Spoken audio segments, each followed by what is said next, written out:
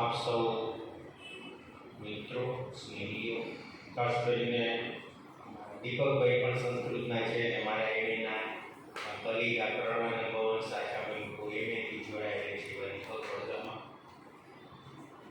હમણાં જ આપણે સાંભળ્યું કે રાધા અને કૃષ્ણનું જાણ્યું.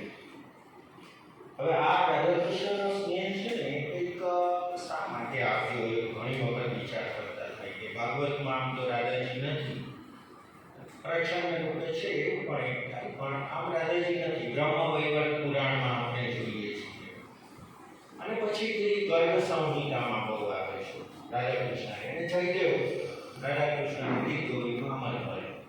પણ આ શા માટે રાધાજીનું પાત્ર આપણી પાસે આવ્યું છે અને આપણા સૌના હૃદયમાં આરૂઢ થયું છે? હમણાં આપણે જોયું છા સાહિત્ય પણ મેં જોતો હતો, એમના મુખ ભાવ કે જે સંગીત છે એને માન્યતા આપણે કેમ આકર્ષે છે? કારણ કે એ એક અલૌકિક પ્રેમ છે.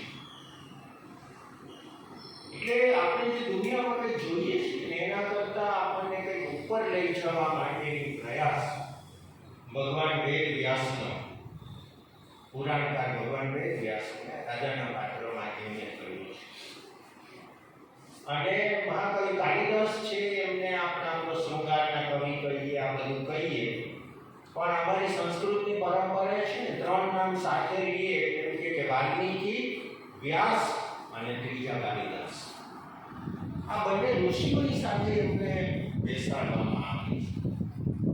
કારણ કે આપણી પરંપરા એવી છે કે નાન ઋષિ કવિ ભવે. ઋષિ ના હોય તે કવિ બની જ ન શકે. એટલે જ્યારે